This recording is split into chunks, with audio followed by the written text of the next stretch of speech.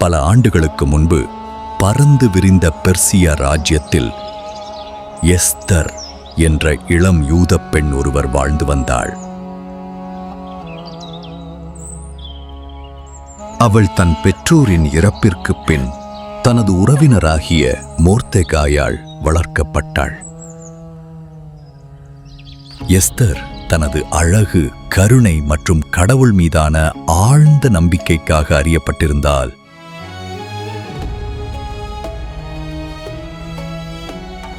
அந்த மாபெரும் ராஜ்யத்தை ஆட்சி செய்தது வல்லமை மிக்க மன்னன் அகாஸ்வேரு.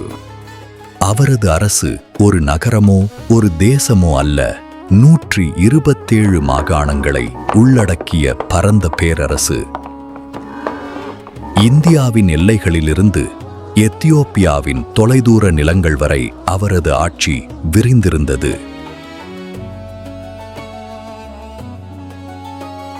அவ்வளவு விசாலமான பேரரசின் மன்னனாக இருந்த அவர் தனது மகிமையையும் செல்வத்தையும் உலகம் காண வேண்டும் என்று விரும்பினான். அந்த மன்னன் அகஸ்வேரு ஆடம்பரத்தை உயிராக நேசித்தவன். அவரின் அரண்மனையில் விருந்து என்பது சாதாரண நிகழ்வு அல்ல. நாட்கள் நீளும் பிரமாண்ட விருந்துகள், ஒரு காட்சி பெருவிழா. நாட்கள் கடந்து செல்லும் அளவுக்கு நீளும் விருந்துகள், பொன்னால் பொலிந்த பாத்திரங்கள், விலையுயர்ந்த ஊதா மற்றும் நீல வஸ்திரங்கள், மணமிக்க திராட்சரசம், எல்லாமும் அவரது பேரரசின் அளவற்ற செல்வத்தையும் சீரழகையும் வெளிப்படுத்தின. ராஜ்யத்தின் ஒவ்வொரு மூலையிலிருந்தும் அழைக்கப்பட்ட பிரபுக்கள், அதிகாரிகள், படைத்தலைவர்கள் எல்லோரும் அந்த மகத்துவத்தின் சாட்சிகளாக அமர்ந்தனர். அந்த விருந்துகள் வெறும் உணவுக்காக அல்ல, அவை ஒரு அறிவிப்பு. என் பேரரசின் செல்வத்தையும் சீரழகையும் பாருங்கள் என்று உலகம் முழுவதும் ஒலித்த ராஜாவின் பெருமையின் பிரதிபலிப்பு.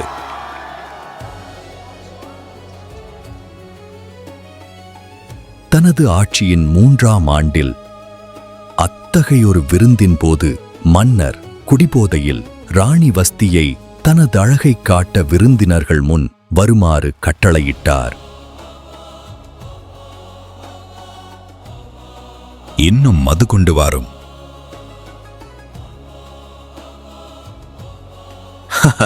பாரசீகம் முழுவதும் காணட்டும். அதன் ராஜா விரும்பினால் எதையும் கொடுக்க முடியும். மன்னர் வாழ்க, மன்னர் வாழ்க, மன்னர் வாழ்க. என் ராஜ்யத்தை விட மகத்தான ராஜ்யம் ஏதாவது இருக்கிறதா? இந்த சிங்காசனத்தை விட மகிமையான சிங்காசனம் எங்கே இருக்கிறது? இந்த மகத்துவத்தை பாருங்கள். தங்கம், வெள்ளி, மரபலம், இன்றிரவு உங்களுக்காக எதிலும் குறைவில்லை. எதிலும் குறைவில்லை, எதிலும் குறைவில்லை, எதிலும் குறைவில்லை. ஆனால் இன்னும் நீங்கள் காணாத ஒரு பொக்கிஷம் இருக்கிறது. ராணி வாஷ்தியை அரச கிரீடம் அணிந்து விருந்தினர்கள் முன் வர கட்டளையிடுகிறேன். அவளுடைய அழகை அனைவரும் காணட்டும்.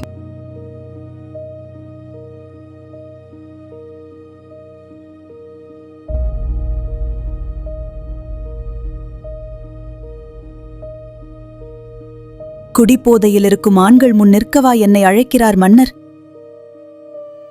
நான் வர முடியாது என்று சொல்லும். நான் வர முடியாது. ஆனால் அரசியே, மன்னர் உம்மை. நான் சொன்னேன், நான் வரமாட்டேன் என்று. நான் வரமாட்டேன். ஆனால் ராணி வாஷ்தி ராஜாவின் கட்டளையை ஏற்க மறுத்தாள். கோபம் கொண்டு எரிந்த ராஜா தனது ஆலோசகர்களை அழைத்து ஆலோசனை கேட்டான். ராஜா அகஸ்வேருவின் கோபத்தை கவனித்த அவரது ஆலோசகர்கள் தங்கள் செல்வாக்கை அதிகரிக்க ஒரு வாய்ப்பை கண்டார்கள். வாஷ்தியின் எதிர்ப்பான செயல் ஒரு ஆபத்தான முன்னுதாரணமாக மாறக்கூடும் என்பதை அவர்கள் அறிந்திருந்தனர்.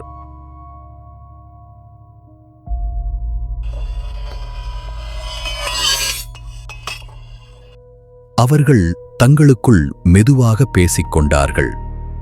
அவளுடைய நடத்தை அனுமதிக்கப்பட்டால் பேரரசு முழுவதும் பெண்கள் தங்கள் கணவர்களை எதிர்த்து நிற்கலாம் என்று அவர்கள் கவலைப்பட்டனர். அப்படி நடந்தால் ராஜ்யம் முழுவதும் உள்ள ஒவ்வொரு வீட்டிலும் குழப்பம் உருவாகலாம் என்று அவர்கள் எண்ணினர். ராஜா அகஸ்வேருவின் முன் வந்து அவர்கள் மிக கவனமாக பேசினர். மகாராஜாவே என்று அவர்கள் கூறினர். ராணி வாஷ்தி உங்களுக்கே மட்டுமல்ல, உங்கள் பெரிய பேரரசில் உள்ள எல்லா பிரபுக்களுக்கும் மக்களுக்கும் எதிராக தவறு செய்துள்ளார். அவளுடைய செயல் அப்படியே அனுமதிக்கப்பட்டால் பாரசீகமும் மேதியாவும் உள்ள பெண்கள் இதை கேட்டு தங்கள் கணவர்களை இகழத் தொடங்குவார்கள். அப்போது அவமதிப்புக்கும் குடும்பங்களிலான சச்சரவுக்கும் முடிவே இருக்காது. அப்போது ஆலோசகர்கள் ஒரு அரச ஆணையை வெளியிட வேண்டும் என்று முன்மொழிந்தனர். அதில் ராணி வாஷ்தி இனி ஒருபோதும் ராஜாவின் முன் வரக்கூடாது என்று அறிவிக்கப்பட வேண்டும் என்றார்கள்.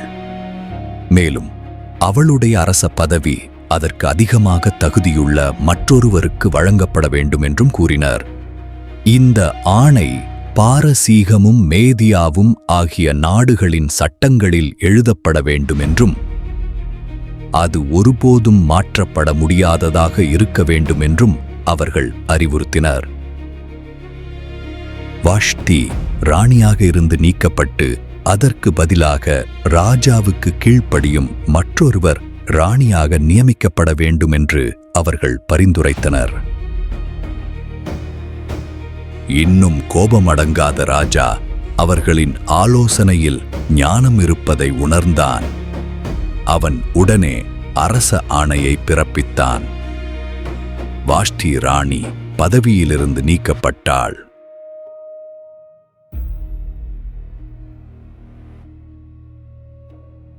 அதன் பிறகு புதிய ராணியை தேடும் முயற்சி தொடங்கியது.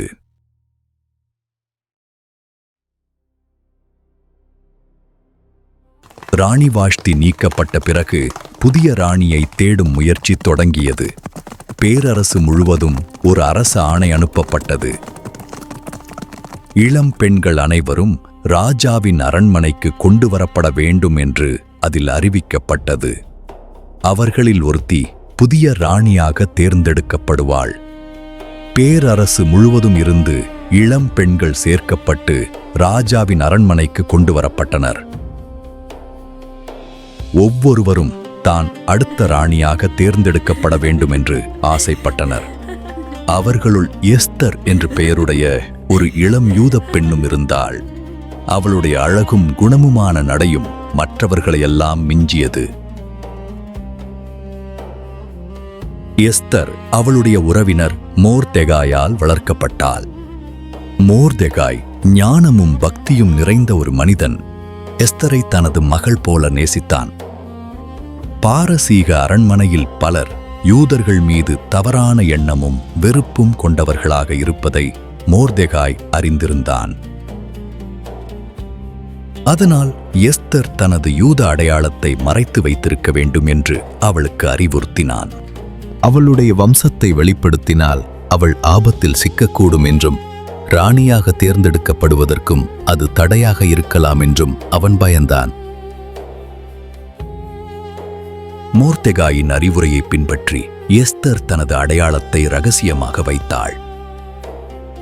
தன் மக்களையும் தன் விசுவாசத்தையும் பற்றி எதையும் வெளிப்படுத்தவில்லை.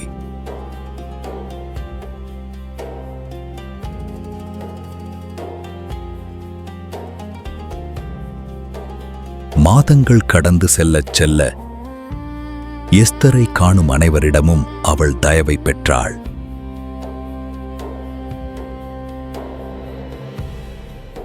பெண்களை மேற்பார்வை செய்த ராஜாவின் பிரதானி ஹேகாயிடமும் அவள் சிறப்பான அருளை பெற்றாள். எஸ்தர் ராஜா அகாஸ்வேருவை சந்திக்கும் முறை வந்தபோது அவளுடைய அழகும் மென்மையான நடையும் ராஜாவை மிகவும் கவர்ந்தது. மற்ற பெண்களையெல்லாம் விட அவள் ராஜாவின் கண்களில் சிறப்பான தயவை பெற்றாள்.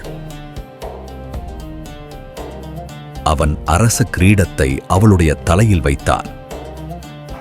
அவ்வாறு எஸ்தர் பாரசீகத்தின் புதிய ராணியாக ஆனாள்.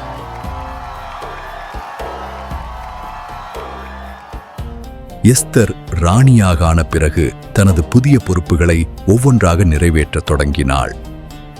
அவளுடைய நலத்தை அறிய அவளுடைய உறவினர் மோர்தெகாய் தினமும் அரண்மனை வாயிலுக்கு வந்து பார்த்து கொண்டிருந்தான்.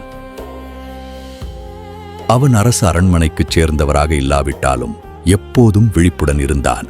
தன் மக்களின் பாதுகாப்பை பற்றி அவன் மிகவும் கவனமாயிருந்தான்.